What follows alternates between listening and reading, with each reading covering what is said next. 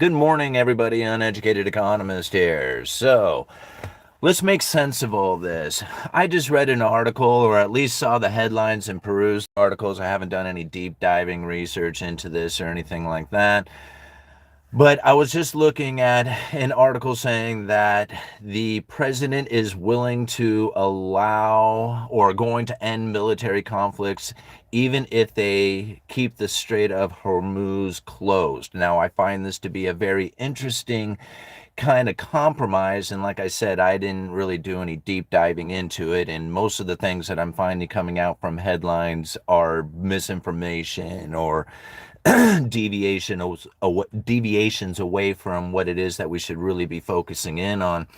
But I think to myself, this is really leaning into the credible threat theory. Nobody's going to be able to make sense of any of this on why it is that he would allow such a compromise. And no matter what it is that's said out there on the propagandized mainstream media, this really leans into the credible threat theory very, very much in favor of what it is that we have been saying, and that is that it's going to push the elevated inflation expectations, which raises the neutral interest rate. It makes the economy less restricted when the Federal Reserve is holding their Fed funds rate steady. And now I've said this so many times on this channel, but yet here it is, it's taken place. And I think some of the things that even Jerome Powell was stating on his Q&A interview that he did with Harvard students yesterday, I think there was a lot to be had for the credible threat theory and some of the things that he was saying within it, like, 15 years of inflation targeting that was persistently under the 2% that the powers that be couldn't figure out. Now, that's something that we have talked about here on this channel for quite some time, trying to come up with an idea of what it is that everybody else is trying to think about, how it is that the Federal Reserve and all the money printer didn't create an inflationary scenario. We here on this channel have constantly talked about that being the case. They did all this money printing. It didn't create inflation. They were desperate for inflation. Now they got inflation. What is it that's doing it? Broken supply chains. That's the most important part to remember. If you can keep the supply chain broken, you can keep the elevated inflation and inflation expectations going. Hold on one second. Let me see if I can bring up the article here real quick. My computer, every time I bring it up, it's like it works fine, but then as soon as I start the video, it just crashes on me. It doesn't want to work anymore. It's probably because it just uses up all the Wi-Fi, but this is on cell, so it doesn't make any sense. All right. Anyway, since that doesn't work anyhow, we're going to talk about how it is that the credible threat theory really plays into this, because when you think about what it is that the credible threat theory is trying to say out there, is that the Federal Reserve is desperately needing to keep above the 2% target. Now, most people out there will think that the Federal Reserve is desperately trying to get to a 2% target. That's very inaccurate to the monetary policy and what it is that they are actually trying to deliver. Because how do I want to put it? To be in a constant state of approach to get to 2% is really where they want to be. Like, they want to constantly say, hey, we're trying to get to 2%, but they want to constantly do it. They don't want to actually get to 2%. The moment that they get to 2%, then they'll have issues with their monetary policy because they have no real way of actually stimulating the economy. Now, that's very difficult to understand, but if you can keep the elevated inflation and inflation expectations, then you can keep an elevated neutral interest rate, which then makes the Federal Reserve in a position in which that the elevated Fed funds rate is not nearly restricted or as restrictive. And that right there is very confusing for a lot of people.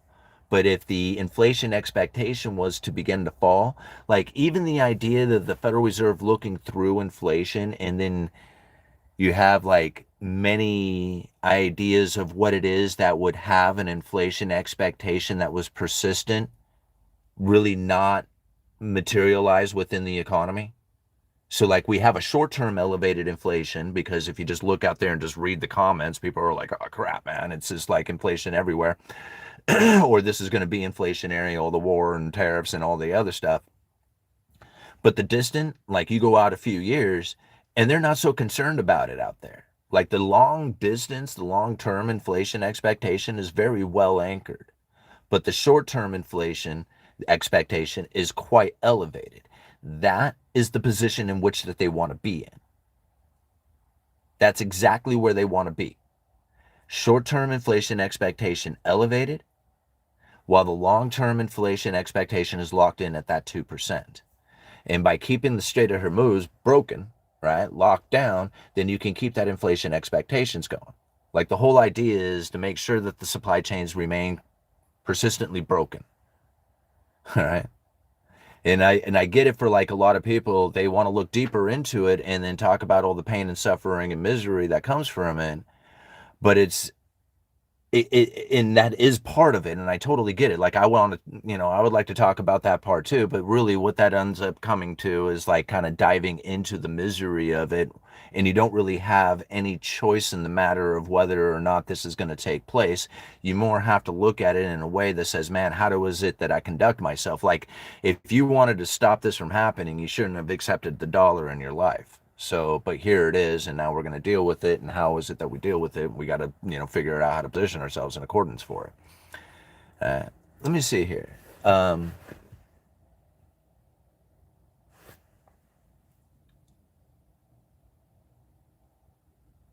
this isn't even.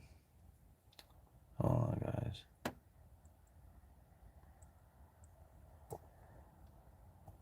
I don't know why it does. Every time I fire up my live stream, it seems to just kill this computer, and I don't know why that's happening like that. That seems really weird. But I don't know. Maybe it's just coincidental or something like that. Uh,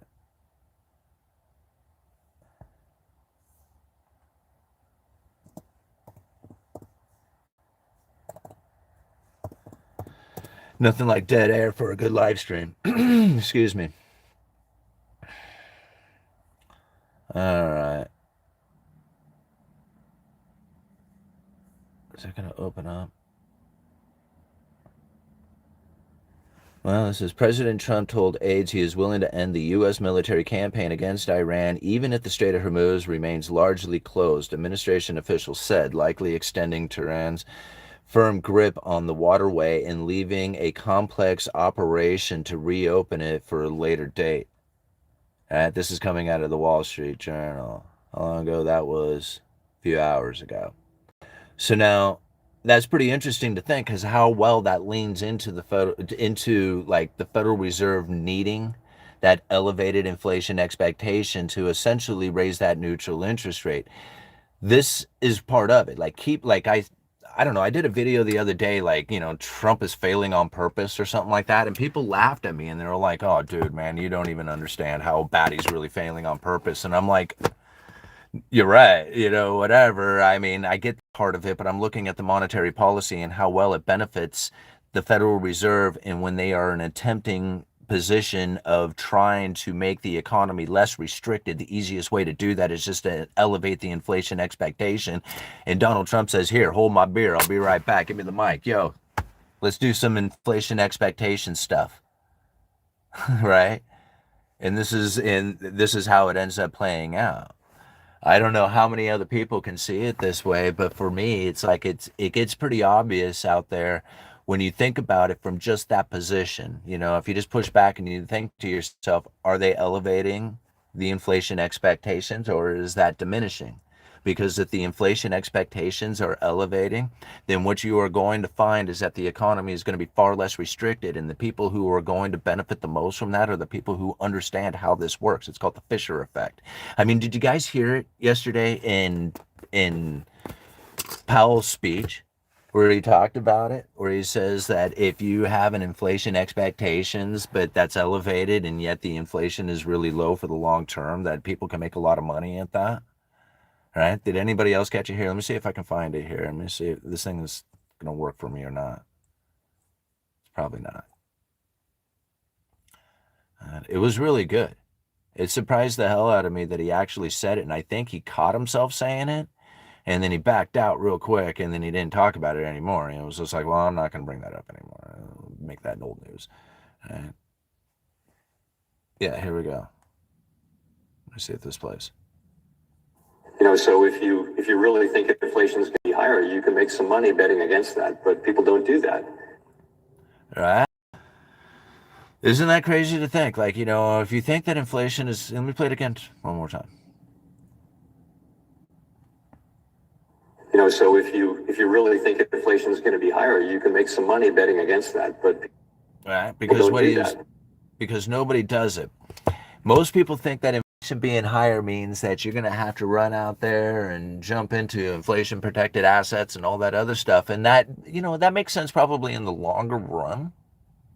Like, if you're thinking like in the, like over the course of your existence in life or something like that, then you want to be kind of like dollar cost averaging into something that is going to be an inflation hedge. But for the most part, when you think about what it means to have an inflation expectation within this fiat currency system and how that inflation expectation relates to the neutral interest rate moving ever closer to a restricted or less restricted Fed funds rate that is holding position, this is a very incredibly esoteric way of looking at the monetary policy that the richest people in the world are sitting there going, please just scream the inflation. Just scream it out loud. And if people do that loud enough and long enough, then it'll actually start to take place. And this is what's crazy to think, because the monetary policy makers for 15 years were trying to figure out how the hell they could get to a 2% target, even though they had gone through all the quantitative easing, right? Again, Jerome Powell admitted that yesterday. That was a bombshell admittance. Did anybody hear it? Did anybody even care? More people were like, you're lying. And this shrugged it off. And I'm like, no, he wasn't. He straight up admitted that the monetary policy had failed and nobody heard it. And that's what blows me away. I'm like the only one who's like, right there. Did anybody else hear it? And they're like, hear what? And I'm like, he said that they ran 15 years failing to achieve a 2% target, even though they had done all that quantitative easing and forward guidance and zero interest rates and all that other stuff. And they were like, well, how do we get inflation? They couldn't know. And then COVID came in and saved the day. And I'm like, there it is, right? He just admitted the credible threat theory is like, the heart and like, part of it anyway, and nobody heard it. Like, I read through so many Twitter comments and so many articles and so many things looking for anybody who would recognize any of that. Not a single one. Nobody. Literally nobody. I'm the only one who brought it up. Right? Like, my talking points on it were like way different from everybody else's. And everybody's like pointing out, it's just like, did you hear that Jerome Powell said that the United States is on an unsustainable debt path? And I'm like, yeah, they've been saying that for years. Like, how many people heard Greenspan say it? It was like, that ain't nothing new. The Federal Reserve has been saying that for quite some time, and Jerome Powell said it the day he took office, and he said it 4 years ago, and he said it last year, and he's saying it again right now, and people are finally going to hear it. Yeah, and I'm like, yeah, no kidding. They've been on an unsustainable debt path for some time. And like the idea of what it is that they plan on doing going into the future is like, oh, your problem, not ours. We know what we're going to do. We're a central banking that's independent that can buy foreign debt. I don't know what it is that you guys are going to do because you're the government. And if we continue to buy your debt, you're on an unsustainable debt path. We're not going to continue on that operation. But we have a whole globe worth of sovereign debt out there that we can buy. That's the Federal Reserve. And they admit that, right? They already have the authority to do this. So when I think about what it is holy crap, did I get a huge super chat there? I got to go check that out. So when I think about what it is, that's amazing. Thank you.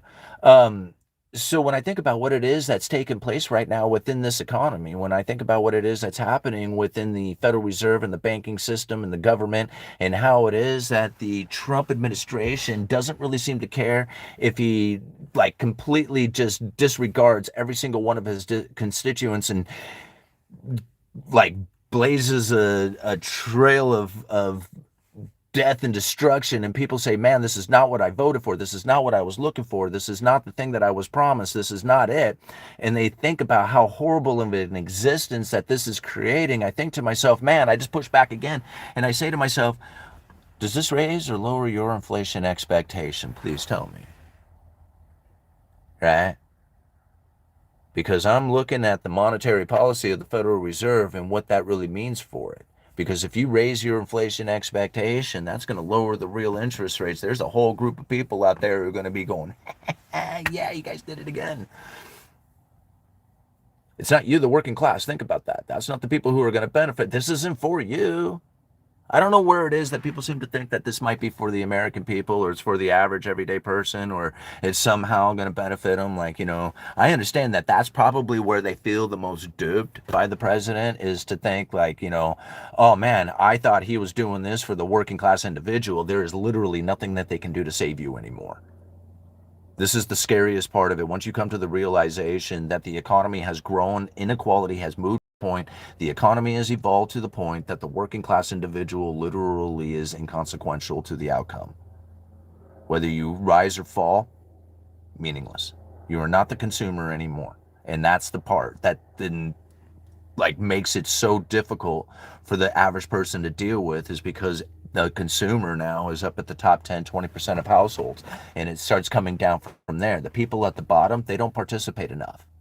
And it's like heartbreaking. It is so heartbreaking for the people. And it's heartbreaking for me to even say it, because it makes me worry for my kids, right? And so to think about what it is that's actually happening here is that the Cantillon effect is playing out. And monetary policy is not for the people, right? It's for self-preservation. So, and that's very important to understand that it's not for the people, but it is for self-preservation. And the people, you got to think, the richest people in the world were like, well, if we don't save ourselves, then how the hell can we take care of you and give you a job, right? So they're going to be that way and save themselves at every cost. And the people who are working and thinking, man, I used to be able to make a living off of this land like my old man made. My great grandfather did it wonderfully. But yet here it is, we struggle. Why? Is because of the inequality that is going to continue, and you're never going to be able to compete like you used to. This is really hard. I get it, man. It's like it puts a pit. It's, when people say, man, don't be the doomsdayer, it was just like, my doomsday scenario is so obscure to what most people's doomsday scenario is. Like mine is like, it doesn't matter how much effort, time, or energy you put into it, you will not be able to do enough in a day to actually survive. Right?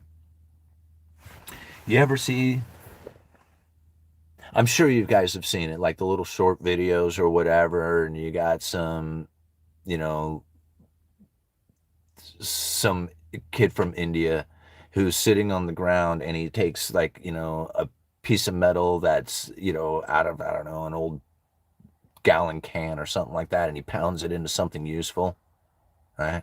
And you think to yourself, man, that is a hell of a cool skill, man. That kid could just knock that thing right out there, just laying on the bang, bang, bang, right? But yet, what does he get for it? Everybody around him does essentially the same thing. What can he trade that skill for? He doesn't have, he's competing against everybody else that's around him. He has to sit on the ground and work damn hard doing all that.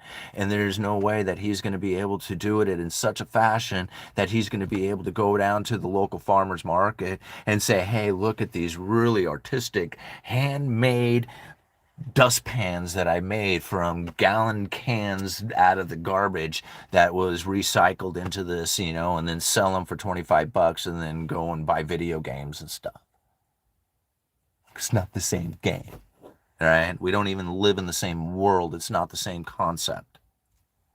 And so when I think about what it is that people are going to do going into the future, I'm thinking, man, if you are not figuring out how it is that this is working, then you're probably never going to be able to figure out what to do, because there's no position that you could possibly take without taking one that says intuitively making the right decision. That's the right position, to be instinctually accurate in what it is that you're doing. And you do that by ingraining the stuff into your understanding. The underlying economic forces are easy. They're easy to understand. It takes a long time to figure them out, but once you see it, once you understand it, it's simple. It rolls off your tongue like nothing. Yeah, Gresham's Law, Triffin's Dilemma, Cantillon Effect, they're all easy to understand once you get it. You ingrain it into your system. You don't even think about how it works. It just works. Right? So I think about what it is that's happening right now for most people. They look at this president and think, man, this guy's foolish. He does, he's causing all this pain and misery and all, and they talk about it. And then I sit back and I think to myself, well, your inflation expectation has risen. Right? I understand that there's death, destruction, global takeover, all that stuff. I get it, right? I mean, I know what's happening, and eventually it's going to fail. I mean, even Powell said it's going to fail at some point, right? I mean, I get it. It's going to fail. But at this point, it's not failing. It didn't fail today, and it's not failing tomorrow, and it might not fail the next day. So I'm going to assume that what it is that's going to be happening is that your inflation expectation is going to rise. What you're going to find is that neutral interest rate is going to move up, and you're going to find the economy is going to be far less restricted for the asset holders out there, and they are going to absolutely kill it. It's going to be 6, 7, 8 months down the road, and people are going like, "Oh man, you hear about how all that stuff faded away?" Right? What about the tariffs? What about the, you know, whatever it is? I mean, it doesn't matter whatever it is they bring up. I have to think like how committed people were to the COVID. Now you can't even get anybody to even talk about it. Remember all the statistics and language and words and conversation and, people calling cops and authorities and everything else that was going on about it. It's a few gone, right? This is like nobody seems to care anymore. Well, it's because the propagandized information out there didn't give you the ability to care about it anymore because they don't talk about it. So why would you care? See, this is the same thing that I think about over and over again when it comes to all the information that is being deployed out there. When I read like all these articles, when I read through the Twitter, I push back and I think to myself, man, what is it that the audience would get from this? That's literally my question that I ask. And then what does that do to the neutral interest rate? And did the Fed move? Nope. Okay. We got a less restrictive economy coming. Let's go check out the super chat. Man, that was amazing. What is that? Where is it?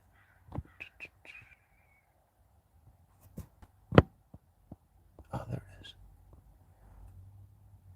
JC 1701. Man, $100. My goodness. Thank you so much. Is it possible they are all just credible threats, Simon? Where's my glasses? If it wasn't for you, I would never have even thought of it, but it's like all a game. They use it to keep the masses on edge, to keep the money sloshing back and forth in the system, and if you know, you profit. Um, it's not a game though. That's the thing. It's not a game. It's like it seems like a game. I don't know. I mean, maybe it's just because we grew up in such a life that if you like, it's like gambling is like a game or something.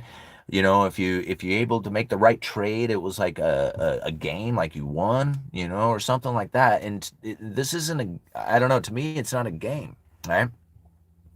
To me, this is very serious in the sense that people will die, right? Like that's how serious it is. And I mean, I used to look at things, within the in the world and within the economy and within the government and all the other stuff as nothing but death and destruction. Like that's the only way I used to look at it. And now to me, I guess maybe I'm just desensitized to the idea that they will do things that will cause death and destruction. And I think maybe other people out there might be very surprised that that would be something that, would be allowed to essentially happen. And that's very real, right? Like I know it sounds evil, like the evil intent or something like that. Like, they have this idea of like, man, what we really want to do is take souls and then random people, it doesn't matter who they are, and make them feel pain and misery, right? And I think like a lot of people may feel that way about it, but I don't look at it like that. I mean, does that happen? I mean, I guess maybe. I mean, who am I to say that it doesn't happen? But it probably does happen.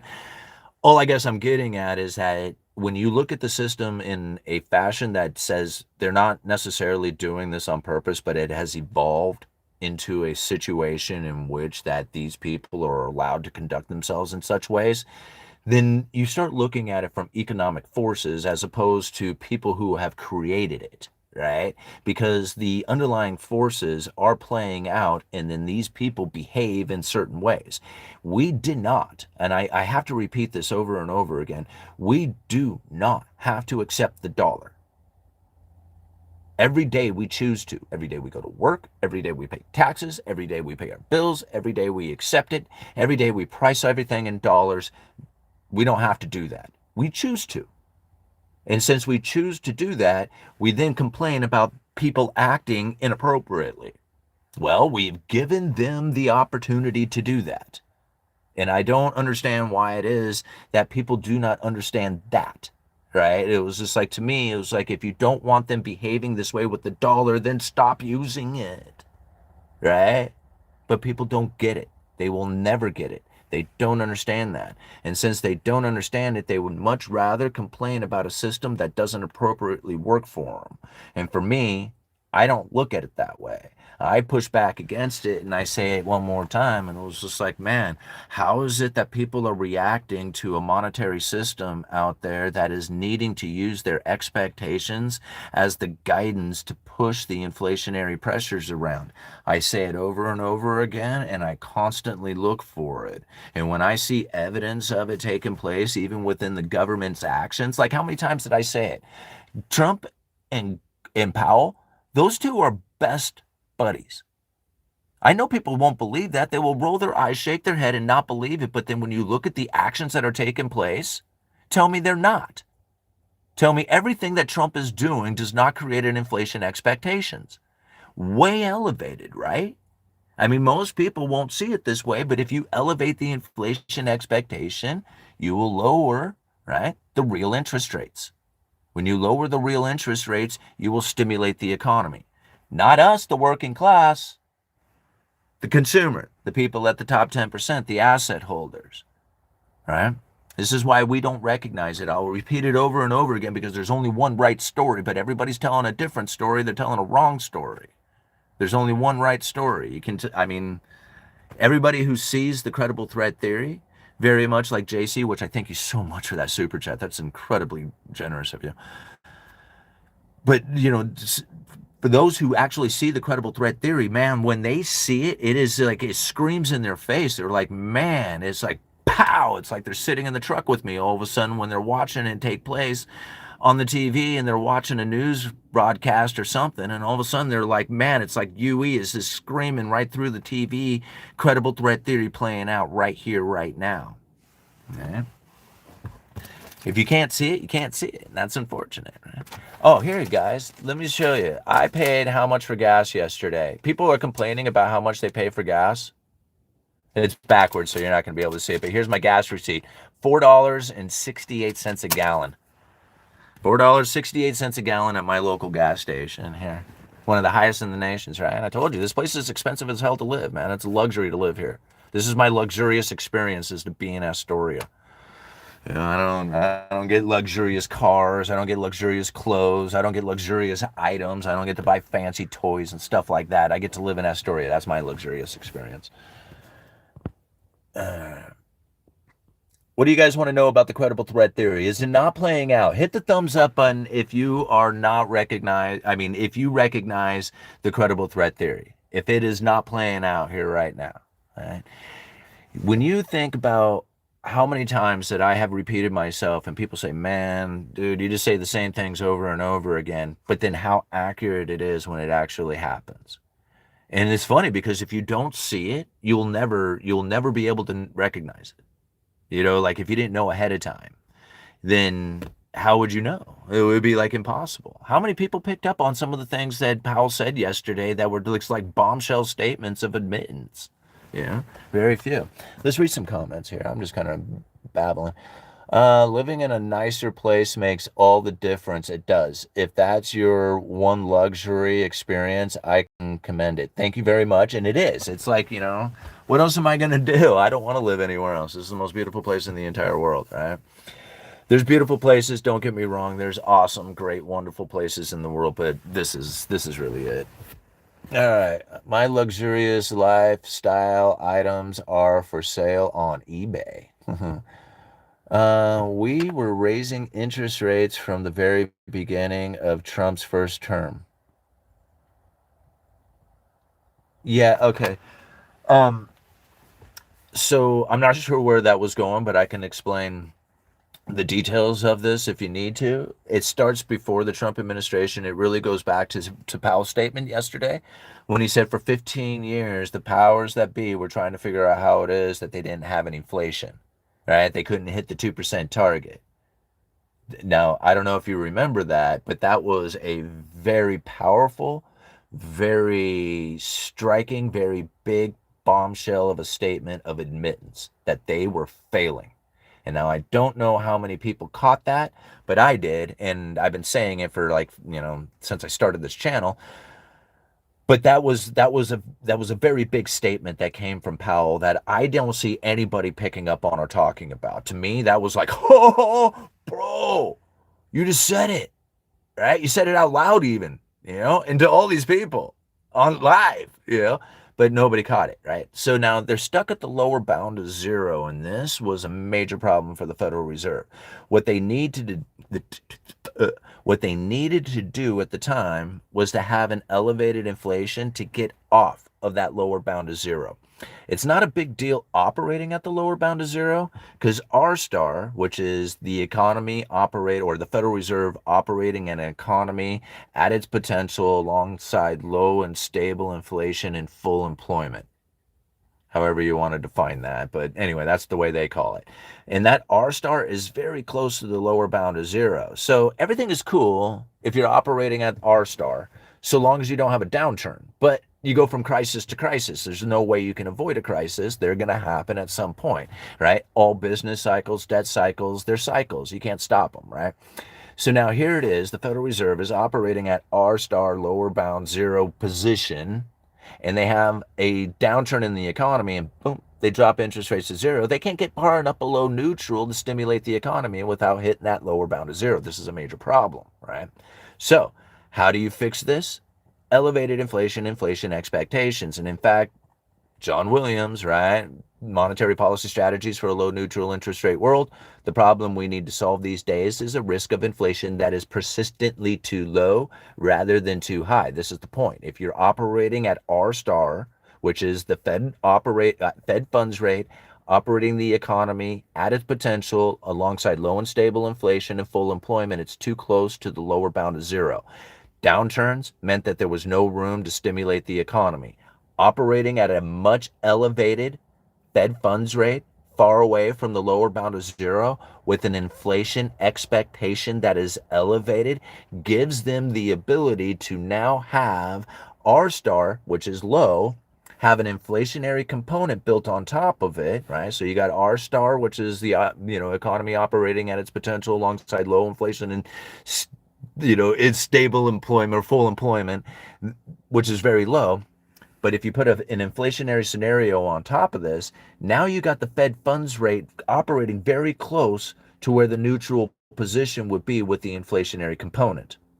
Remove inflation, and now the Fed funds rate has to be operating very close to the 1%, where the R star is. This is why Myron, those who are looking at Myron's, like he just recently did an interview, he kind of touches on this a bit. Like the Federal Reserve looks through the inflationary pressures because if you have a current inflationary pressure that is like a broken supply chain that may be repaired in the next 6 months to a year, well, it takes 6 months to a year before monetary policy even starts to take place. So really, in a year from now, when monetary policy starts to kick in, the broken supply chain may have repaired itself.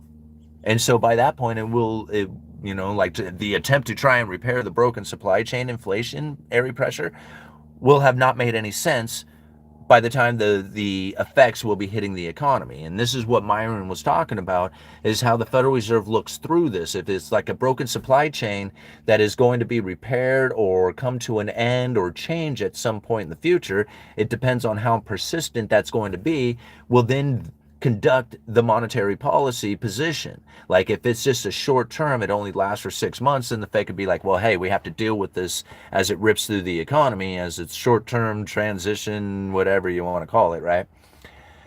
But if it stays, now the Fed will have to conduct themselves in a different way because it's no longer a short-term shock. It's now a persistent component to the economy.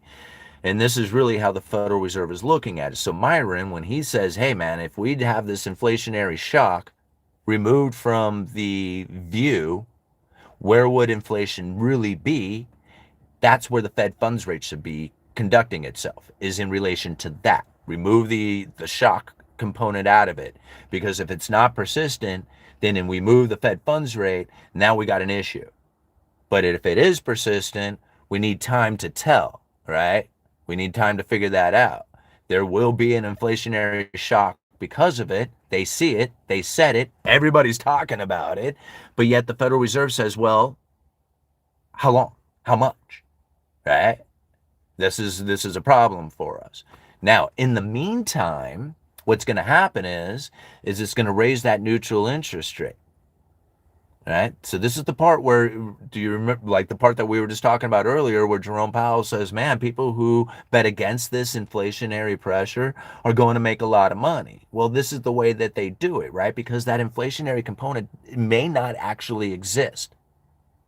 But yet, if you push the inflationary pressure enough, what you will do is you will raise the inflation expectation, but you will raise that neutral interest rate. Now, as an investor, are you going to demand a higher return or a lesser return going into the future if you have an inflationary expectation that's quite elevated?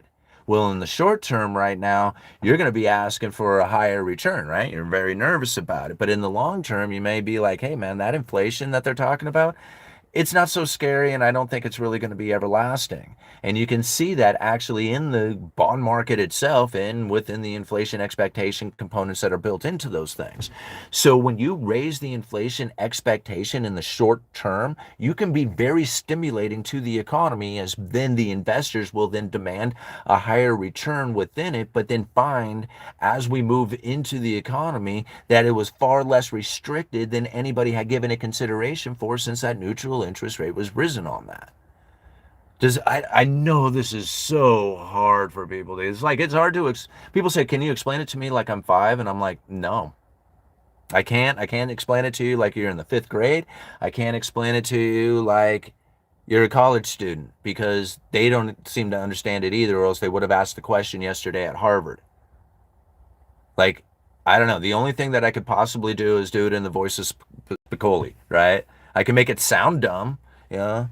Like, if your star, my star, were our star, and our star was really low to the lower bound of 0, and then you had this inflationary component that was built into this thing, and the Fed stayed still, wouldn't that make the economy less restricted for you, man? No, just the asset holders. Oh, that was the part I missed. Totally get you, Mr. Ham. I don't know how to do it. Like, I cannot make it dumb, right? I cannot make it stupid. I cannot dumb it down. That's not like something that is feasible for this. This is something that you have to elevate yourself to, right? And I mean, the only thing, like, think about it. I mean, I'm not even somebody who's college educated or in finance or in the banking industry or anything. I'm somebody who just like relentlessly poured through Federal Reserve speeches and documents and read them over and over again until I figured them out. Now I have shared them with you, right? In such a way that I feel like is really for the working class individual. If you figure this thing out, you're going to be amazed on what it is that you can do with it. Like, people have come to me and said, dude, I have been blown away on how it is that I have used your information, not only for my business, but just like understanding on how it is that I should be dealing with the idea of buying a car or a house, or, just dealing with my life in general. The credible threat theory clears up so much stuff. Like, all this stuff that you see happening within the Trump administration, people dive into it, right? They dive into the issues that are happening, and they get very close to it, and they pick it apart, and they say, man, this is happening and that's happening. And then literally I push myself away from it, and I wait for those people to step out, and I ask them, is your inflation expectation elevated or not? right? Because it's all about expectations. In fact, it's everything. Nothing. There's really nothing else that matters at this point. Right? And yes, death, destruction, failure, bankruptcies, all that other stuff. That's going to be part of it too. Right? And I mean, we just have to deal with it. Oh man, was this a good time? 40 minutes into this ramble. I hope you guys like the ramble. UE for the Fed chair. I don't know if they would really accept me. Besides, I mean, you put me in the Fed chair and I would probably like dismantle it right away because of the things that I would say to the public. I wouldn't even be able to get to the Fed chair because of the process in which they need to go through in order to get there. You kind of have to work your way through the banking system and be like one of the bankers anyway before you could ever possibly even get nominated to even be in that position, right? So it's like not even like a feasible thing for like an average everyday person to get there. And then even if I was, it wouldn't matter because I would have 11 other voting members that I would have to compete against. So it didn't matter what I did, right? I couldn't do anything different than what I could do, but I could really say some stuff out there. And really, I don't know what that would make it any different than what I am doing right now. You can help it out. You can, like, essentially put the monetary policy knowledge out there for the average everyday person to understand by sharing my videos, all right? A lot of people say, man, I try to explain your stuff to people and I just can't. And I'm thinking, don't try, man. It's like a foreign language. You know how long it took you to figure it out? I mean, it took me 15 years to figure out what it was that I was talking about. And then here it is. I'm trying to explain it to people. And they come to me after a couple of years and they're like, dude, it finally clicked, man. And I'm like, right? It's cool what it does. You know, it really is. But most people will never be able to see it. And it's really not their fault. It's because of the way that society is, right? Between the movies, the music, our teachers, our parents, the jobs, our bosses, they all lead us to believe in a certain way. And with that comes in a very unfortunate social conformity. Like, you guys know what like that social conformity means? Like, so here's a good example of it. I got to experience this myself. And I love this story because it's just like it's like the perfect example of it.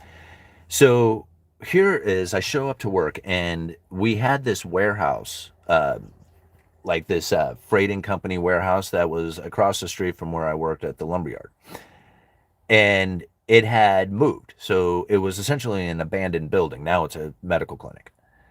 But it was an abandoned building, but they had this like big area right in front that you could park, and it was perfect. It was right across the street. So it was like all the employees were parking right across the street inside of this like abandoned warehouse. So it was awesome. And nobody thought any twice about it. Like, everybody, that's where we were at. Well, I'm like one of the first people at work, and I go to park there, and there's a big semi, like, taking up the entire parking spot. Like, he camped out there that night or whatever, and so I couldn't park there. And I'm like, oh, so I pull over to another spot across the street, and I park there. I went inside. When I go inside, that semi leaves. All the rest of the employees show up, and nobody parks in that typical parking spot that's at that warehouse across the street. They saw that I had parked on the other side of the street, not inside that area. And so they just assumed that we weren't allowed to park in there for whatever reason. And all of them found different places to park. They could have parked there. There was no reason why they couldn't. They just saw that I wasn't there, so they chose not to. Right? They thought, well, I guess if he's not allowed to, I'm not allowed to.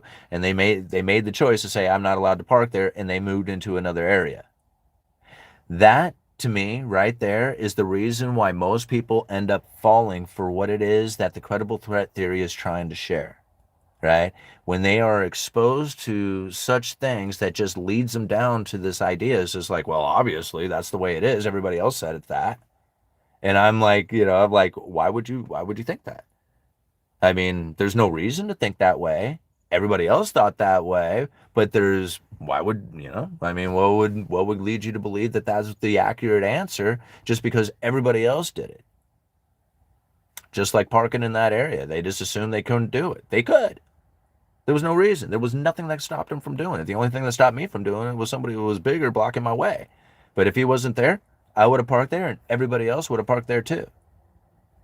but their assumptions is what held them back. So I don't assume that the mainstream media or anything else that everybody is talking is accurate. And if I'm the only one speaking my truth out there, talking what it is that I'm finding, then I'll stick to it because I know what it is that I'm reading and feeling is accurate. I've been calling it out so accurately for so long now that I can't possibly see it any other way at this point. Like, I couldn't possibly do it, you know? All right, 45 minutes into this live stream. My goodness, I am just a rambler. All right, very smart. Is there a possibility that the credible threat theory would create deflation, and would that be a sign that our economy has failed? The credible threat theory is a description of the monetary policy. It's not one to create an outcome. Your outcome is one that recognizes what the credible threat theory has to offer, and so that you can then recognize what it is that you need to do with that position. So many people are investors. They look for this information to be investors, right? They want to know how to invest to make money. Other people are trying to figure out how it is that they're going to hold on to their retirement for the rest of their life. Like, they don't want to invest, they just want to hold on to it. There's other people who are just starting out, 18 years old, saying, hey man, I got a job, but what do I do? What is happening out here? How does the economy actually function? You know, different people from different positions are going to need different information. I would offer up something very different for every one of those people. And so, like, the idea of the credible threat theory delivering any kind of change to the economy, I don't think that's really what the goal of it is. It's more for you to understand how it is that you are positioned within the economy so that you can make the appropriate decisions for yourself on what it is that your goals are intended for, or what you're intended for with your goals. So there's no, I don't think there's a deflationary period coming ever. Like, that would be very difficult for the Federal Reserve to operate in. And so you, like, in order to see like a deflationary period, um, you would have to see the Federal Reserve essentially letting go of the idea of interfering during a downturn. And so that's not going to happen. Like, you know, it's just, I mean, I'm trying to take on the idea of like what that would be in a hypothetical situation. And even hypothetically, I have a very difficult time trying to formulate what it is that the Federal Reserve would do in that situation, because they just simply wouldn't even allow it, right? They just wouldn't even go there. And so for me, like, to understand like what it would be like to be in a deflationary period, it would be like the Federal Reserve literally just backing off saying, hey, we're not going to do anything. And if they just shut up and didn't say anything, and people ask them a question, and they're like, you know, we might let you know at the next meeting. We might even not giving you any press conferences anymore. All right. And then people are all in the dark and listening, like, what is it's going on? And the next meeting goes by and they don't do anything. And the balance sheet kind of rolls off a little bit. People are like, what the hell? All right. Unless they did something like that, I can't imagine a deflationary period. Right. And they are not into that. Like, they want inflation for sure. So,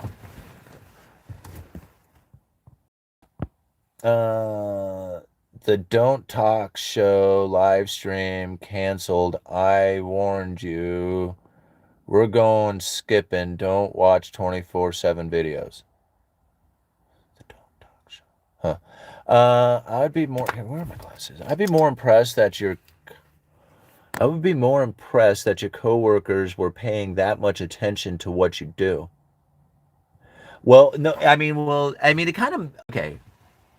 I'm going to give them a little bit of credit on this, because there was, like, at one point, like, surveyors coming around and like surveying the property, because we could tell that they were going to, and they did have some equipment that had like on the backside of the property. So we did know that there was demo that was coming to it, and we just didn't know when, right? And at that time it hadn't started yet. So, like, I don't know if maybe they just kind of started putting those pieces together and just assumed it on top of, like, me not being there, and then, like, building up the idea that there was going to be this, demo operation happening there. So I will give them that much credit for it, but still, it was just like they didn't have any reason that they didn't have to park there. All right. Standard nursery. I need more UE streams. Every time a stream starts, my phone rings off the hook and I miss everything. Great for sales and great to rewatch later. Yeah, right on. Well, that's perfect, man. Let's see if we can keep your business going by keeping the live streams going. All right. Please make an attempt to ask the Fed chair a question live at one of the public meetings, Simon. Um, that's a pretty interesting one. I don't have the ability to go and ask the Fed chair a question. I don't know. And like, I mean, unless it was offered up to me, I'm not sure how I would go in pursuit of that.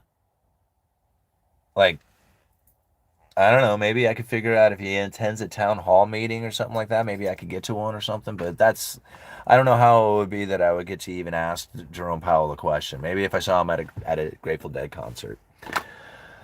Um, but anyway, it doesn't really matter what the question is outside of just confirming more of what I'm already suspicious of. So I think the credible threat theory is incredibly accurate. Now, I think that would be for anybody out there who's an economist who's talking their truth or whatever it is that they believe. But when I think of the credible threat theory itself, I think of it being delivered by the Federal Reserve itself, being interpreted through the working class mind. That's really what I think, because everything that I talk about really is coming from the Federal Reserve speeches and then essentially communicated in a way that I understand it. Right? And now I get for a lot of people out there, they are looking at things that are going to be so different, especially if you're looking at the Federal Reserve and monetary policy and investing from like the millionaire status or something like that. Like you're a high speed millionaire investor or something like that, multi-million, 100 millionaire status investor. You're probably going to view things so much differently. The way that you position yourself, the way that you are, dealing with your clients and talking and everything is such a different position in the way that you view it. Now, working class individuals, when they hear something like, we're going to bring the manufacturing back to the United States in a great way, and you're going to find these wonderful manufacturing jobs again. Now, for the average everyday person to hear that, it sounds like such a wonderful experience, right? For national security reasons, for good, family jobs, for all the wonderfulness of like being in the American dream, like everything sounds wonderful about that. But if you're an economist, you have to ask the question. It was just like, well, what does that mean for Triffin's dilemma and the Cantillon effect? And can we debate on whether or not the manufacturing is going to be competitive enough? And then even on top of that, if we start importing more than we export, what does that do to the dollar and how does that strengthen the dollar and actually making our exports even that much more difficult, the ones we do have? And all these other questions start coming up, and the average person goes, I want a job. It's like, of course you do. I know you do, right? I do too, right? I mean, I want to make, I just want money for nothing, but whatever. I mean, that's not going to happen. So we have to like really think about it from our own current position. Where are we? What is it that we want? What is it that we have? And what is it that we think that we can do going into the future, considering they can't help, right? And when we understand it from the underlying economic forces, it's just like, okay, well, if you can come up with a good manufacturing job, great. I'm down for it, right? I'm not dismissing it. I would think that that would be a wonderful thing. But if you can like come up with a way to strategize that into the economy and compete against what it is that the underlying economic forces are going to absolutely, completely disagree with and keep you from actually accomplishing, then I have to think, well, what is it that you're really going to do? Because I know, as the uneducated economist, that the powers that be are smarter than I am. They're playing us a fool, right? Because that's what gets me about it. See, this is why I know this is why I know I'm on another level of this stuff when it comes to thinking about this, because I know these people know more than I do. They wrote it down, like I read it out of their own statements. If they said it, then I know they know it, right? And so they're playing the people a fool.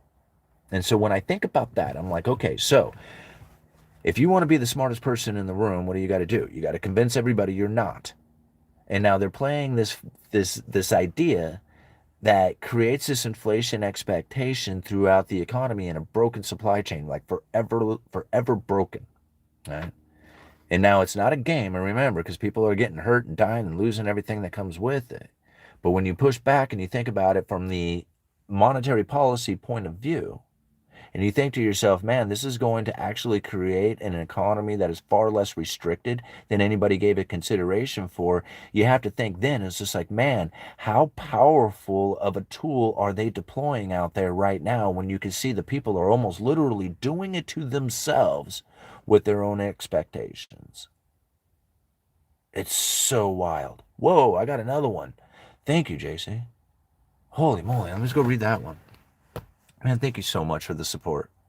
You know, I'm not going to give up. Like, I really would love to make videos where I could come out here and just tear it up in a way that people would just scream their head off, going, man, yeah, give us more of that. Where I'm talking about how it is that they're creating this inflationary pain by accident, right? But when I talk about how they're doing it on purpose to save their monetary policy, people cannot figure this part out. And then when I tell them that it's their own ideas that are doing it, then it really angers them.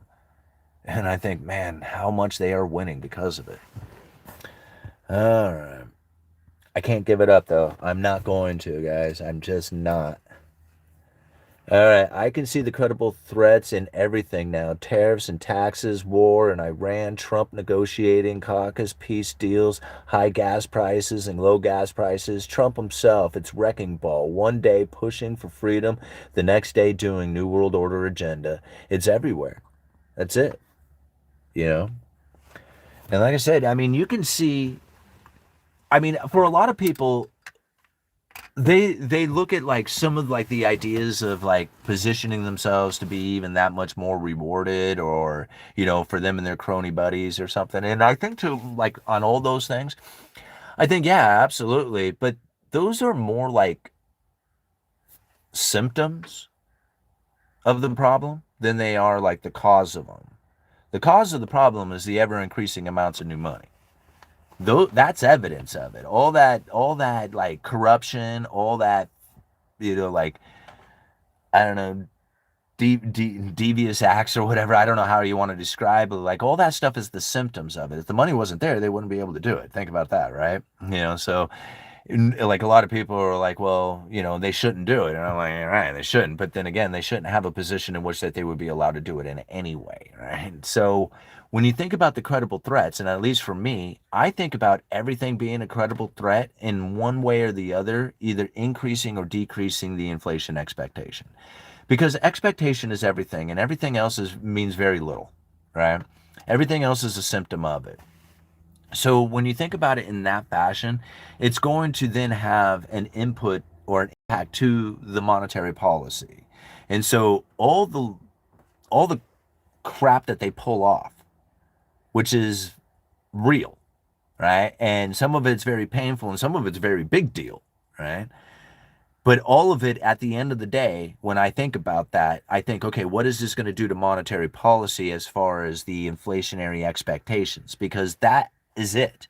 Once you understand the monetary policy through the credible threat theory, that's the only thing you're going to actually see out of it. Because then you're going to look at that neutral interest rate and think, does this rise or lower? Does this going up or down? Because if it goes up and the Fed stays still, you're going to have the top 10, 20% of the economy here in like 6 months to a year. And you're going to read headlines to say, man, we have this resilient economy now that the war is over and tariffs are like, work their deal and the Fed independents got Warshall up in office or whatever up in the chair. You're going to find all these things that are going to like, fade away. And you're going to have like this incredibly resilient economy, and the inequality will have just gone berserk, right? People are going to be like, wow, nobody saw this coming. And I'm going to be like, well, Some people saw it coming. Credible threat theory saw it coming. But that's only if it maintains, right? That's only if you can keep the inflation expectations elevated. That's kind of the trick to it all. And most people think that's going to keep the economy broken, but it won't, right? It's just not. It's going to actually produce a very resilient economy going into the future, especially if things start like falling away. Like, I mean, don't get me wrong. If you have escalation of war that then all of a sudden starts dropping bombs in the United States, then we're probably going to be talking about something very different. But if you have the idea that there is going to be a de-escalation of war, if you have the idea that the inflation expectation is very limited to just the short term, if you have the idea that the tariffs are going to have a very short term one time effect, an inflationary shock to it, but not a very lasting one, then all this stuff here in about a year is going to look so different. People are going to be like, what in the hell, man? Talk about different times. Remember, everybody thought it was coming to an end during COVID. They thought that that was it. Now COVID is just but a distant memory. Nobody cares. Right? Nobody cares at all. Thank you so much for that super chat. Man, you're so generous with that. Very cool. Exactly. There will always be crooks. The problem is the power the government wields. Uh, real shit. Yeah. Incredible, JC. Yeah, I agree. Thank you so much for the super chat. Okay, let's go back down here. Deplorable. What would you love me to hear? Oh gosh, like you haven't heard me say everything that I could ever possibly have ever said, dude. You're at every video, man. All right, Simon, would love to hear your opinion on the euro dollar and the euro dollar crisis that is going on right now, creating deflation, just like the milkshake theory was talking about. I'm sticking to monetary policy of the United States. Like, I know that it's going to create problems in the death in the dollar, like the dollar destroyer coming to destroy the world kind of thing. And I get that it's going to happen. Like, even right now, if you go and you look at China, China is like suffering a major deflationary problem. Like, their pork prices have plummeted to like, what was it, 2012 prices or something like that? Incredible lows. Now, that's not something that would surprise me necessarily through a deflationary pressure that is happening, but more of like the overproduction, because like they went into some massive pork production capabilities a few years back, and then when you see that come into fruition, what are you going to get, right? You're going to have the bullwhip effect. So oversupply to undersupply to oversupply. And so I can imagine that being the case, with pork, when you had like this dramatic like slaughtering of like the kill off of all the swine flu infected pork facilities that were happening over there in China, and then they just ramped up their pork production like crazy to come into a position of oversupply. At the same time, they do have deflationary pressures that are hitting them, as well, which doesn't help the matters. But when you have the two combined together, I mean, what would you expect to take place? And you could almost predict that. I think I actually have videos. I don't know if I necessarily predicted a crashing in pork prices, but I did put a video out, I believe, talking about the pork production in China ramping up. And I think I did that about 5 years ago, which would make sense about why it would be taking place here today. So we have to understand this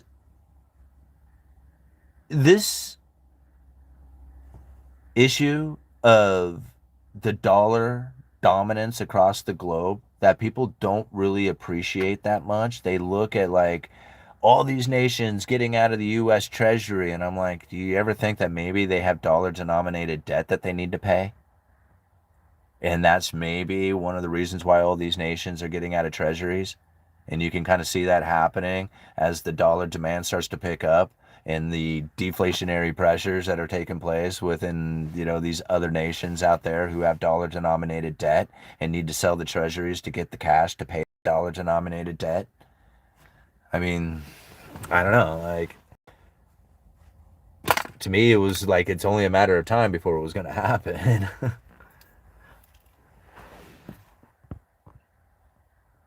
Holy moly, again, man, $200. So cool, man. Thank you. You could tell I was pushing it to the end of the month here, trying to really amp up the YouTube ad revenue, man. Thank you so much, JC. I can't thank you enough for the older support. What I really need is something to drink, I think. I don't think I have any bottles of water left in here. Okay, Simon, I'm still having a hard time understanding the lower bound zero and its effects. Okay, can you go back over it? I appreciate it. God bless you for what you do. Man, absolutely, JC. Anything, right? Right now, you own the chat, man. Whatever you want.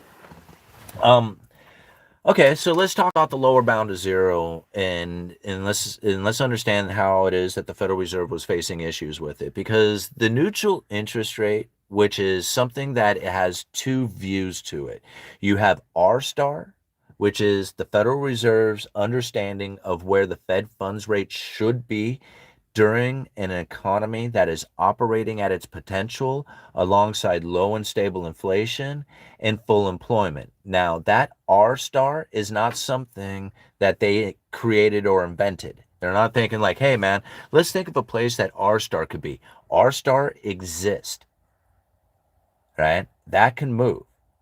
Now the problem with R star is that it got very, very close to low, or very, very close to zero, or what the Federal Reserve refers to as the lower bound. Now they call it the lower bound because essentially once you have hit that zero, no more downward adjustment in monetary policy can be achieved, right? That's it, zero interest rates. Now, there is thought and theory and actual evidence of going into zero interest rates, but as far as the Federal Reserve is looking at it, there is no real like evidence that that would be stimulating to the economy. Okay, now, and that's another like whole other story within it. So now understanding that typical Federal Reserve operations would be to, during a recession, to lower the Fed funds rate by about 5%. So if the Fed lowers interest rates about 5%, this would stimulate the economy. Mainly people would go out there, buy houses, cars, go on vacation, but ultimately they were looking for corporations to invest into their corporations, borrow money, right, at low interest rates, invest in their company, hire people. That hiring people got people working. When people worked, more people working, consuming, those added consumption would then create the supply demand imbalances and essentially reverse the recession and find the inflationary pressures that the Federal Reserve would be looking for by lowering those interest rates. So now that's kind of complicated all on its own, but just knowing that the typical operation would be to lower 5% during a recessionary pressure. However, you can't lower interest rates if you're at the lower bound of zero. And this is what happened during the great financial crisis.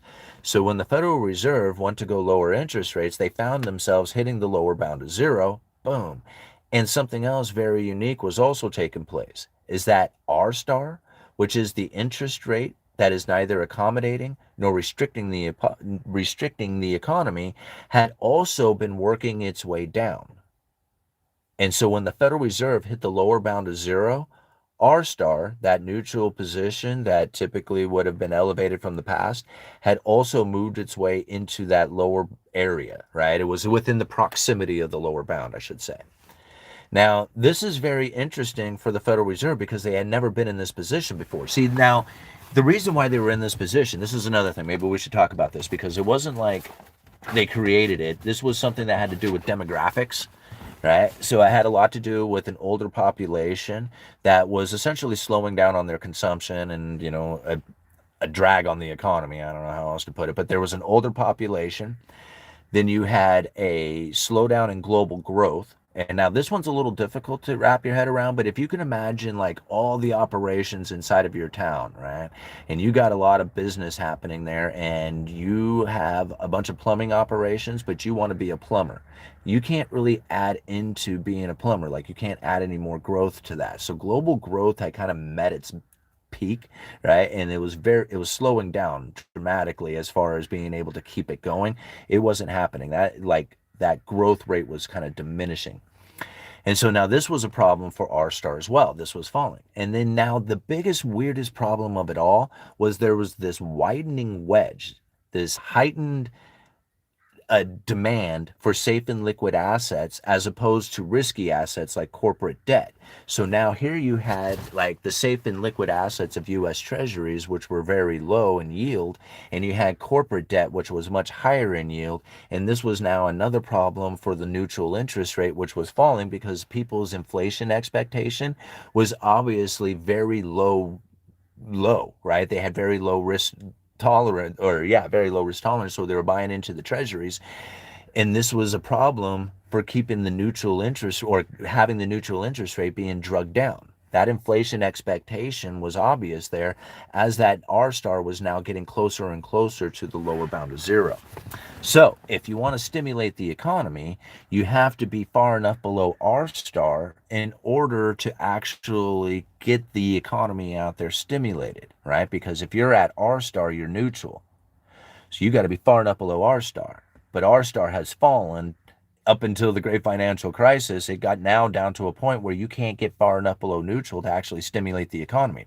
There was suggestions back, I don't know, during Bernanke's day, or whatever, that the Fed funds rate would have to have gone negative 6.5% in order to have combated the great financial crisis. It would have had gone negative 6.5%. That's incredible to think, yeah?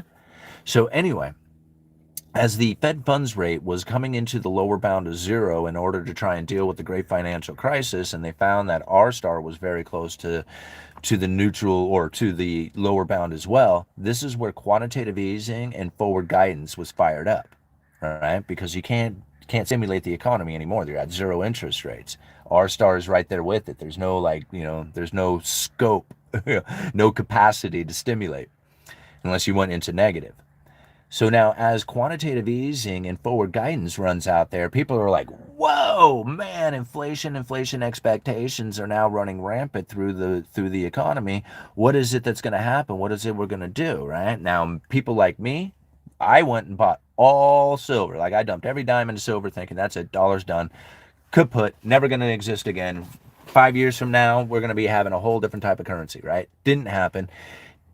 Did get markets functioning again, right? So you had like the credit market started moving again, people started going out there working, doing all the other stuff, but it didn't create the inflationary scenario that the Federal Reserve was looking for. And that was the major problem. That's what Jerome Powell was saying in his talk yesterday in the in that Q&A with those Harvard students, is that 15 years of operating here at this lower bound of zero and trying to get inflation to pick up, there was no inflation to be found. And they were like, man, we are screwed here if we do not get off this lower bound of zero, right? Because the next downturn, what are we going to do? Like quantitative easing 1, 2, 3, and 4 failed to produce inflationary scenario, and the forward guidance can only be used so many times, right? It was just like, oh, we promise all this money printing will cause inflation this time.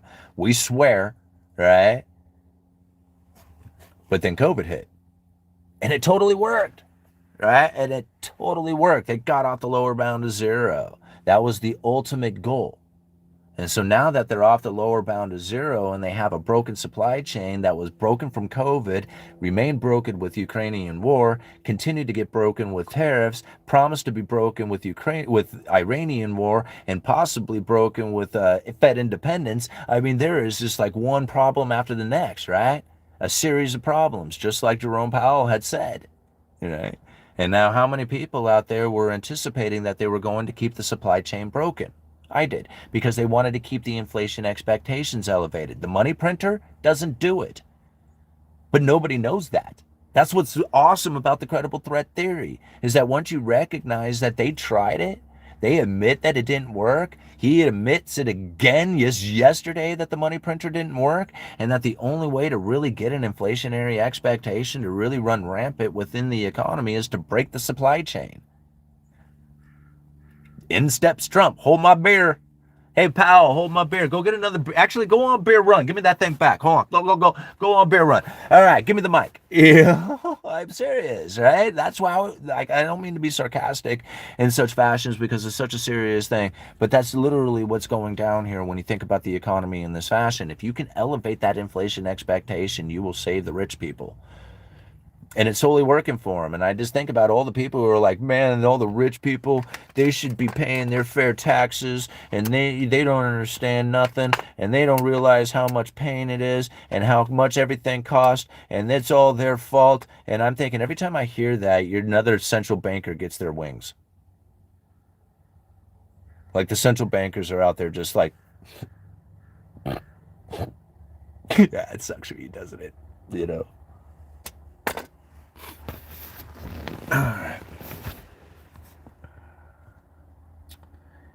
Economics creates more opportunities to scream the end is near.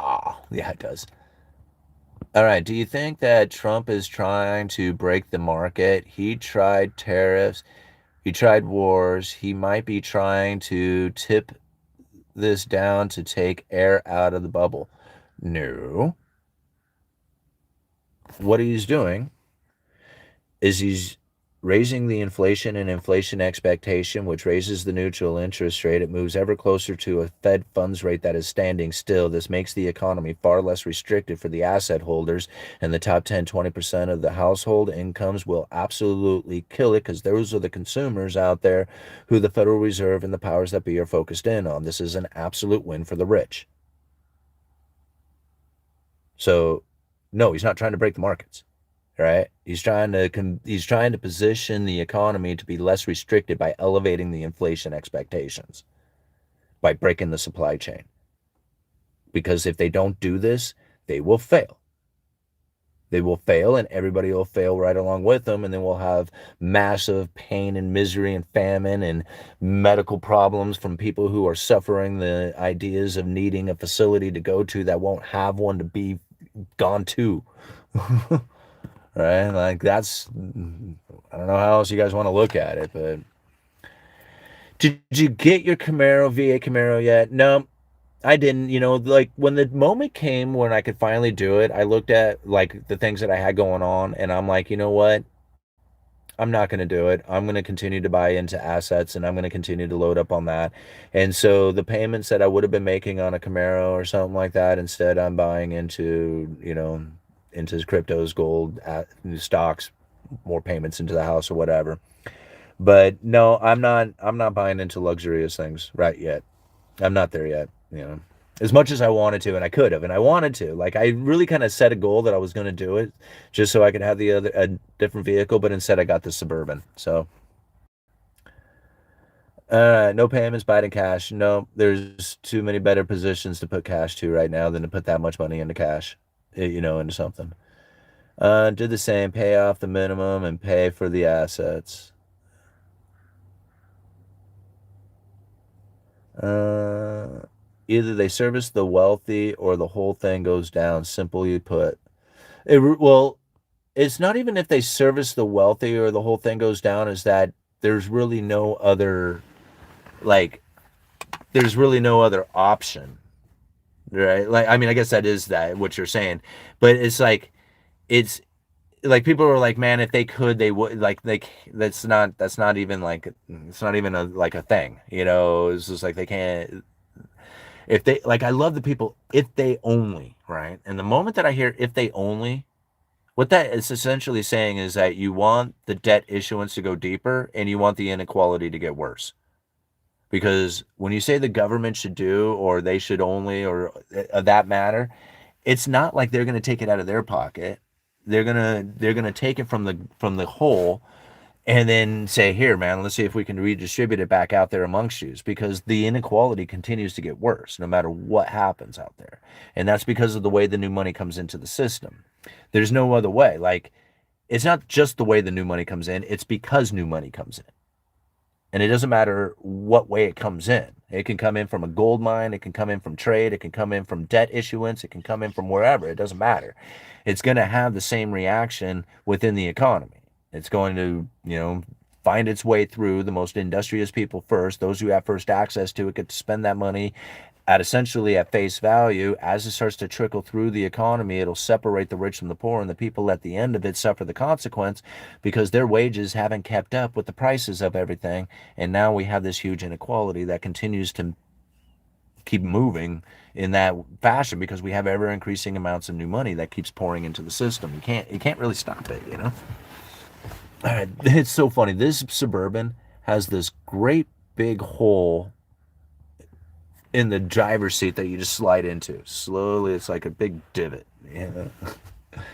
And it's funny because the guy I got it from was this little dude. He wasn't a big dude. Food, water. Does the rest of the developed world operate the same way as the Fed? Nope. They don't. They don't operate in the same way because the Federal Reserve has two different jobs to deal with, right? Because one of them, they have to maintain the liquidity demand of the world for the dollars, which then can interfere with the domestic monetary policy of the United States. So there's really two different operations that are happening there. You got a dollar strengthening situation, and then you have a domestic monetary policy to deal with. So those are two positions. Like most people just have a domestic monetary policy to deal with, and then they're exposed to the Fed's issues. But for the most part, most countries won't have the same issues to deal with as far as like the demand for the dollar being as big as it is, and then the strengthening of that dollar, or the demand for liquidity to service the dollar denominated debts out there. Other nations may have issues similar to that, but I don't think they have them to the level of what the United States would be faced with.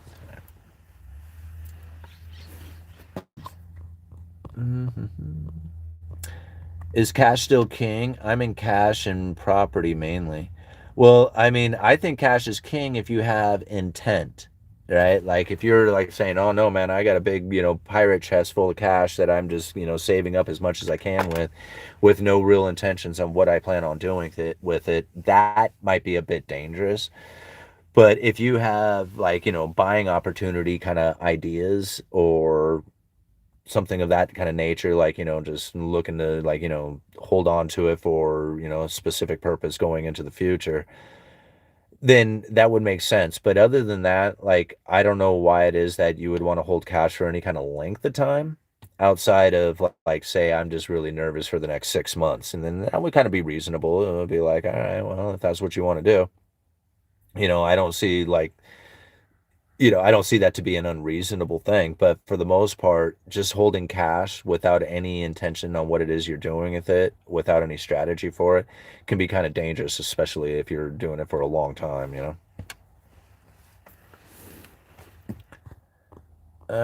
If you feel affected by the inflation expectations, maybe you're too indoctrinated into the system.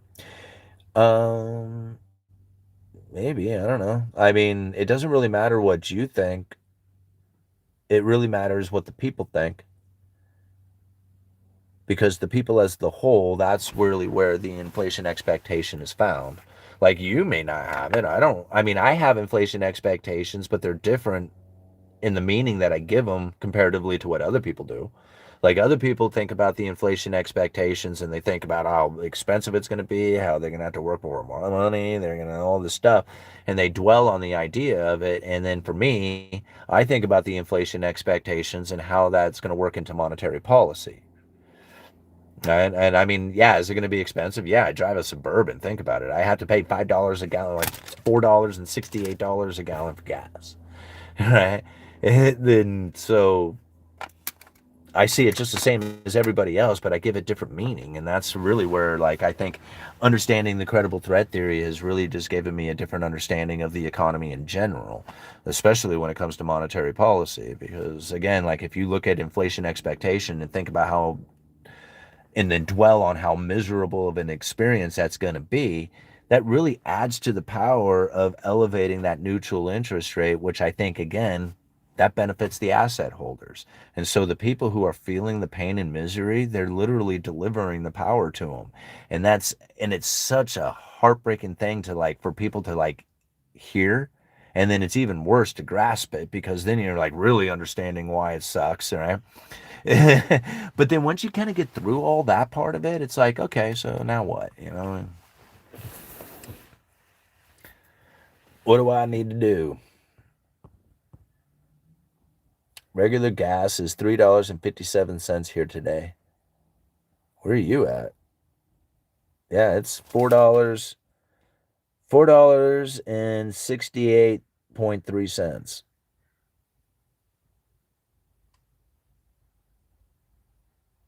Oh no, wait a minute.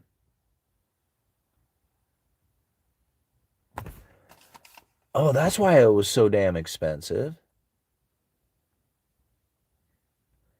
It was the premium gas, and it was $5.89. Damn. I must have hit the wrong button. Oh, I did too. I went to a different gas station. You know, you had the three selections. The one I always pick is the one on the left at the normal gas station I go to. And I bet you anything that was the premium gas. It was premium product. I paid $5.89 a gallon. Damn. Right there. It's, yeah, $4. All right. Hold on, let me see if I can. It wasn't $4.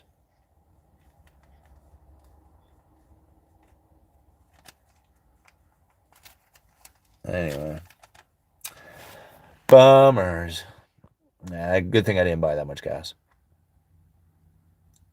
In Wisconsin, all right. It's a scam, but if you have a Chevy or Ford with an E85, 249 still.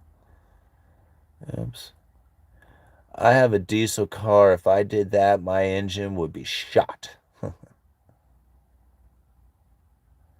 There's a huge psychological aspect to inflation that most people don't even realize. Oh, yeah. No, absolutely there is. I mean, you know, the inflation expectation is everything, and that's really where I really love Sharon Jefferson's speech, because it's about just that. Like, you know, they figured it out a long time ago that the inflation expectations means everything and really very little else matters. And once they realized that, the Federal Reserve started building up the channels of communication in order to deliver the message like they never communicated before. Like, very rarely would they ever come out and have any kind of communication with the public. In fact, people would look at Greenspan's briefcase to see how fat it was, whether it was a big or skinny briefcase. And depending on how that briefcase was, the size of it would then say if they were going to adjust monetary policy, right? If it was a fat briefcase, then they would need a lot of documents in order to prove the case to adjust rates.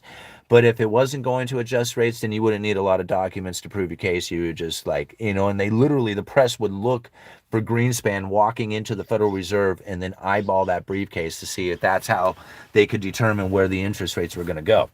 So now when you think about like the press conferences, the dot plot, the all the like interviews that they do, all that stuff that never happened before. That was all new to the communications that then were deployed essentially after the great financial crisis. Once they had achieved that lower bound of zero, that's when they started developing the communication styles, you know, to get it out there, because, you know, people just don't listen to the Fed. And so they had to really come up with an ability to get the information out there to the people. And that's why they came up with all these different ways. Like, if they just did a speech on it, nobody would read. Like, I know nobody reads the speeches, right? Like, they could talk about it all day long in the speeches. Not a single person is ever going to pick up on it except for the uneducated economists. So they had to actually develop, like, you know, the delivery of information method, right? The tools for it. And that's why I laugh at it. Is like, people were like, well, didn't you see the dot plot? This is what, and I was like, has the dot plot ever been accurate? Never. The dot plot has never been accurate. Like, you know, I mean, maybe sometime it was, but I've never seen it be accurate. And so when I think about what the dot plot is suggesting, it's where interest rates would be if these current conditions were to remain. They never remain. They always change, right? And so that way they can never commit themselves to the outcome of that. It's always like, you know, hey, things changed, you know, right? So they don't have to commit themselves to it, but yet people will read that dot plot as if it's something that they're committed to. And it's not. It's like It's like literally like a suggest. It's like a mere suggestion, you know. And that's why I find it so funny when people are like, "Well, they said it in the dot plot," and I'm like, "That yeah, but who cares? That dot plot isn't accurate. Not to what they're going to actually do. It's just accurate to where they feel conditions are today, and if they were to remain today, that's what it would be like. But they won't remain. They never do. You know. All right, how much battery do I have? I got a little bit left here. We're going for an hour and 29. You guys loving this live stream? I mean, thank you so much, JC, for all that super chats, man. I'm just gonna keep going now. I was gonna just gonna call it quits earlier, but now I just feel obligated because got to earn the money. All right, Trump's gas is free, but it will kill your car. Huh. How do you feel about foreign emerging markets currency, for example, the dinar or the dong? I believe once these countries are able to trade in the open market, the currencies will be worth more. Yeah.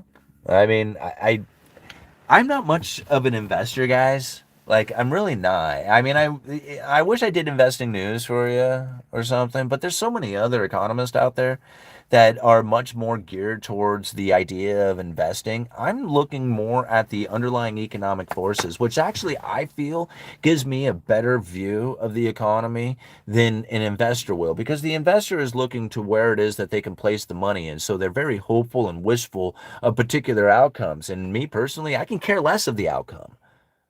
I really can. And it was like up, down, or sideways makes very little difference to me. Yeah. I mean, it was just like, oh man, this is gonna crash, and it'd be like, cool, where's the popcorn? Like let's watch it crash and see what happens, and then we can talk about it after it goes. But I'm not really that concerned about anything taking place out there. Right. And so without the concern, then I don't really have like, oh man, you better put your money towards this. I don't know, man. I mean, I don't know what it is that I can offer up on that. When I think about what it means to have an economy that is far less restricted, well, then I think about things that are going to be very different than what the investor is, say, going to be looking at.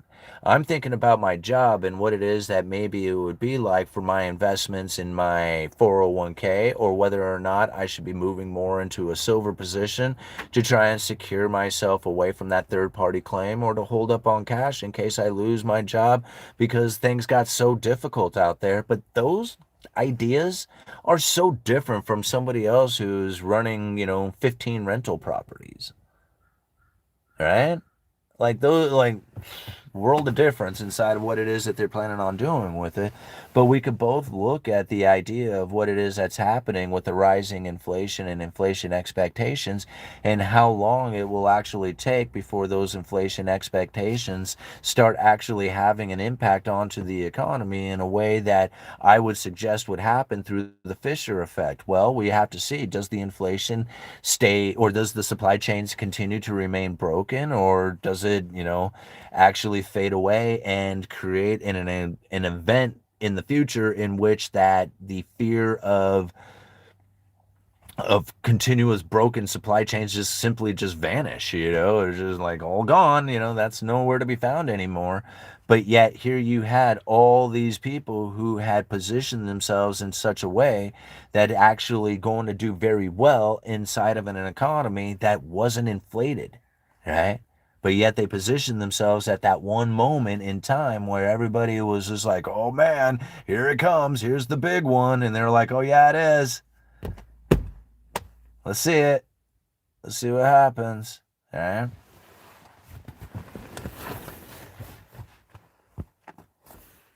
Trump and Biden are clowns. Well, they, at least, I mean, you think about it, it totally worked out. You know, like if your goal was to raise the inflation, don't you think Biden did a great job of it? Just saying. Like they were like, oh man, his failed policies. And I'm like, his failed policies? Yeah, his failed policies. To me, I don't know if that was like accident or on purpose, but to me, it seemed like it worked out pretty well for the Fed. I mean, have you ever heard them talk? They say they're in a good position. They're in a good position. Politics are are to distract dummers, to distract from what matters. Yeah. Is Washington 9.9 tax increase for millionaires a credible threat? I couldn't tell you. I mean, I don't know. People ask about that one too for me, and I'm like, I imagine that if you were a millionaire and all of a sudden you were hit with the tax that is going to be taking 10% of your income away, like that's it. Like if somebody was just like, "Hey man, all of a sudden you're going to be making, 10 cents less on the dollar." And I would be like, yeah, not here. I'm not going to be doing that. Like I will just go to another place that has a better standard of living or a cheaper standard of living that makes less money. Like, why would I earn more? This is what I find very, very comical about it. People think, okay, well, if you have $1 million, you have a high enough standard of living. And I'm thinking, like, well, who determines that? Right? Somebody who doesn't have it? Like that isn't that like who are you to say that? That doesn't make any sense to me because you're comparing yourself to somebody who doesn't have any money. So now here it is, you're like, well, if you make this certain level of money, you've made too much and you need to be punished for that. It's just like, so instead of being rewarded for my success and saying, okay, now I get to enjoy my hard work and where I've been able to position myself, even with the asset allocations and everything else, what you're saying is that I'm going to get punished for that. Right? I mean, regardless if it's a good or bad thing, you're saying that I'm going to get punished for being, really good at what I do. That doesn't sound like a pleasant place. Just saying. Like, I mean, I love where I'm at. Right? This is a very expensive area. The people here have a lot of money. If they tax those people and gave it to the poor, you know what happens? We have more poor people here because it didn't seem to work. Right? Now, I don't know where it is that other people come from, but like you want to be rewarded for your hard work. You don't want to get there and then say, hey, man, great job of your achievement. But now that you're at that final mark, everything that you're going to do from now on, we're just going to take it. So, all that like effort and time and energy and progress that you went through in order to achieve this level from now on, it's ours from this point. Well, okay. So what are you telling me? You want me to go someplace else? I mean, okay. I mean, that's fine. I mean, I thought we were doing a good thing here, but cool. I'm out, right? And that's the way I would feel about it. It was just like I understand your point, but I'm still not going to stick around for it. You know. Uh, I appreciate it, Simon. Thank you. Well, JC, thank you, man. I mean, again, I can't. I mean, I really have to honestly wonder where it would be if it wasn't for you guys. You know, I mean, I really think what I do here is honest and it's helpful and it's useful, and I really think people appreciate it, and I can see that out of the generosity that people have shared with me over the course of building this channel up. And sometimes I do wonder, it was just like, what is it that I'm really doing out here? Is it, am I being helpful and useful? And when I get like, somebody who sends me an email thanking me for sticking with it, or somebody who's, as generous as JC here is with the super chats, I realize, man, yes, it is. And that not everybody is going to like resonate with this. Everybody loved it when I was talking about lumber, right? It was such a great topic to be on. It was like everybody could relate to it. It was coming from the working class point of view. It was talking about manufacturing. It was talking about the building industry and the housing industry, and it was talking about inflation. It was talking about all the components. It had everything, right? And that was awesome. And I was glad that so many people could resonate with the channel and how it is that they could, take the information in. And when people said, man, how was it that you were so able to call out the lumber industry like you did. And I thought to myself, man, that's a really good question. How did I do that? And so as I started, because I never fell for the idea that the money printer go burr was going to cause inflation. And I was one of the few people who was actually saying that. And I lost a lot of subscribers when I was sticking to that. And when it comes up time and time again, like even Jerome Powell saying it in the Q&A session yesterday, how 15 years and the professionals are like, where's the inflation, you know? Knowing that to be the problem, I wasn't going to fall for it again because I fell for it the first time, right? And I'm like, you guys go ahead and print that money, buy those treasury assets. You know, we're going to set that thing aside for just a second. Tell me where the inflation is going to come from, the broken supply chain, right? And so as I could see what actually broke the supply chain when it came to the lumber industry, I was like, man, this is going to get repaired. It's going to get repaired really fast. You know why? Because it's not a global demand. It's not a global issue, right? Lumber was very domestic, domestic in every way, right? Domestic equipment, domestic labor, domestic production, domestic, supply, domestic customers, everything was domestic. So when it came back to on supply again, it was almost instantaneous. And then you got to think about it, like lumber's not easy. This is a very difficult thing to bring back online. Like, I mean, it's a lot of trees, it's trucks, it's equipment, it's hauling the trees to mills, sawing it up, storing it, hauling it around to distribution hubs, getting it out to the retail space. This is a very cumbersome, like, commodity to try and deal with. And it came back fast, really fast. So fast it made people's head spins and the prices absolutely plummet. All right. Only to snap back again, bullwhip effect, right? So when it came to lumber, for me, it was easy. I was like, first of all, money printer didn't do it. This was supply chain. I was reporting on the supply chain being broken for, excuse me, a year before before COVID kicked in. And because I could see it that way, and I just dismissed all the mainstream media and all the rest of the people and all their noise and all the crap that they were talking out there, especially the ones who said, "Dude, you don't know nothing about the Federal Reserve." Those people I listened to the least. Right? And I was just like, no, I know everything about the Federal Reserve. No, I'm just kidding. I don't know everything about the Fed, but I knew what I was talking about at the time. And so when I called it out, and I went way out on a limb when I did it because it was at its height. And I said, man, nobody's going to know what to say when this price goes back down to its normal. And I'm the only one who's going to be able to call it out. And it's not because of my understanding of the lumber industry. I mean, it is, but it was because of my understanding of the Federal Reserve and the monetary policy that gave me the ability to call it out that easy. Right? And so I said, okay, here's how I saw it within the monetary policy. And as I started sharing that with people, they were like, dude, this doesn't make any sense at all. And I'm like, I know it is difficult. Here, stick with me. And I explained it again. And they're like, still ain't getting it. And I'm like, okay, well, let me explain it again. And they're like, nah, you're like speaking a foreign language here. All this stuff about like the money printer don't cause the inflation. I'm out. I'm going to go listen to somebody who says that it does. And then that's what they did. And then a lot of subscribers were like, man, I just don't get it. And I'm like, all right, let me see if I can explain it again. Here it is, credible threat theory. No, let me do it again. Let me do it again. And I just kept hashing over that information over and over and over again to the point that I cannot see it any other way.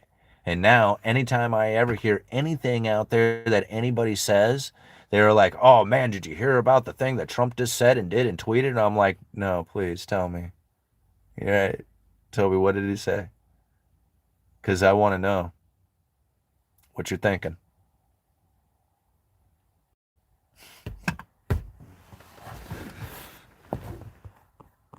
All right. Are you on lunch break or they shut the mill down? Well, I don't work at a mill. Thank you. I'm on vacation. Not all clowns are politicians, but all politicians are clowns. All right. Well, perhaps, but clown Trump won't help. I, I don't know. Depends on where you're at. All right, Deja, Mary C. Daly, President of Federal Reserve. Bank of San Francisco needs you, UE. Yeah, I've listened to some of the stuff that Daly has said. Oh man, I have sat in this truck for so many hours over the last couple of days doing these things. I love it.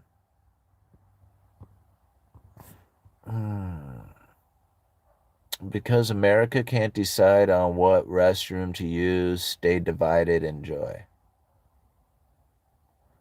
Lizard people. Paul, you're not an idiot. I was there 10 years ago myself. I just now see the fallacy of such silliness. Don't bother to look into, then I must be an idiot. Easy dismissal. Simon, have you ever asked the Fed a direct question? Are we plebs even allowed to speak directly to the Fed? I've never tried to speak directly to the Fed, but I do have. It's kind of funny. I do have a connection to the Fed though. Yeah. And actually, the person that I have a connection to the Fed with, it's actually pretty close. Like they could go and talk to the Fed president of that particular Federal Reserve Bank. Um, so it's not that far from being able to, but it's not like they can just go and just have a conversation with them. They, generally it's done in meeting settings and stuff like that. Because the person that does have the person I have a connection with, um, they're not exactly like in the banking part of things, of the actual like policy making part of things. So, but they are there in the facility and they are, able to ask questions at times. So there is, I do have like a bit of a connection to the Fed, yeah. And I mean, I want to wait till I have a really good opportunity to really like be in the moment to ask the question. So like I can get it, so I can ask it appropriately, Not instead of just trying to get a question answered, because I want more of like confirmation of something I already know, and that's really what it comes down to. Because I don't really have any questions like, hey, I'm confused about this particular part of things. Like I don't really have that kind of going on when it comes to the policy. Um, I mean, I guess there is questions and maybe some hazy gray areas or something like that. But for the most part, I got a good understanding of the strategy, what it is that they were intending, wanting, and planning for over the last 25 years or so. So it's not like things change a lot at the Fed. Like, this progression of where we're going to and where we've been, it's not a surprise. Like none of it's surprising me. I mean, it is surprising in what it is that they're at, like what it looks like. It's like, wow, I didn't think about like how it would look like this, but it's not surprising to think that we have broken supply chains and elevated inflation expectations and an elevated Fed funds rate. Like all that I anticipated. Now, war, poverty, separation, debt, all that other stuff, that's all going to be part of it. And people complaining about it doesn't really change, the situation at all. But yeah, I mean, it's pretty obvious. All right. I feel like you were at, what is that? At the Harvard speech. You could pose a good, pertinent question to the speaker. Yeah, if I was there, I would like, I would ask it in such a way, though. Simon, just want to hear them say it, laugh out loud. Oh, lots of laughs. What is it? Sometimes I am even unsure if all the Fed officials understand their strategy fully. No, I think they do. I was listening to Myron. Myron actually gave a really good interview today on CNBC, and it was pretty surprising on how much he actually was let out, about the monetary policy, at least his view of it. And when he described his view of it, I was like, wow, man, that's a much better understanding of it than I had anticipated him giving from him saying, "Oh, I want interest rates low. I mean, they should be cutting interest rates right away." And I'm thinking, "Oh man, you're just a, like everybody thought, he's just a Trump puppet or something like that." But then when I listen to him talk about how it is that the Federal Reserve is looking through the transition of inflation, of expectations from the Iranian war or tariffs or whatever it is that's impacting, to think like, where is it the monetary position should be if those things weren't there, right? Now, he didn't say it in that many words, but that's kind of what I heard. And I'm like, okay, here we go, man. Now there's something that we can talk about, because where's the neutral position if that is to disappear, right? Where is neutral if there is no inflation expectations? And where should the Fed funds rate be appropriate to that position? So if the Fed funds rate is elevated and inflation falls away, the economy is going to become much more restricted. But nobody thinks inflation is going to fall away. So if you have inflation expectation that is persistent within the economy, then generally that's a self-fulfilling prophecy. But yet the ideas of what it is that could be transitioning through the economy, that is still very real. But the people's expectation may be persistent. And if it is persistent, well, the neutral interest rate will be persistently elevated as well. So yeah, there's a very different way of looking at how it is that the Fed funds rate should be positioned by how it is that you're viewing that inflation expectation. So you can see why it is that the FOMC is like, well, some people might think this and some people might think that, because they're both very realistic. Right? See, my favorite part is when people say, "Oh man, the Fed doesn't know what they're doing. They're stupid." And I'm like, "Yeah, totally like giving them power, don't you?" You know? All right. Speak to the Fed the same way they speak to us. Okay. Simon, just want to hear them say, oh, you already read that one. I feel like if you already read that one. Okay. Are we done, guys? This has been a long stream, man. A lot longer than I was anticipating, but JC paid for it. So thank you very much, JC, for the super generous super chats that you contributed to the channel. We got 119 people watching right now with 99 likes. Do me a favor, if we could get just 10, 20 people out there to go out there and hit that like button right now, get it up to over 100 likes, and see if we can get more likes than people watching. Because I always love it when we have more likes than people watching. There are no other sources for this information that have the clarity, brilliance, and depth. Simon, thank you for sharing your story and understanding. I wish all the best. Well, thank you very much, Tom, man. I really appreciate that comment. And just remember, the available credible threat theory, like all the information, not all of it. Like I literally poured through, I don't know how many documents can you read over the course of 20 years?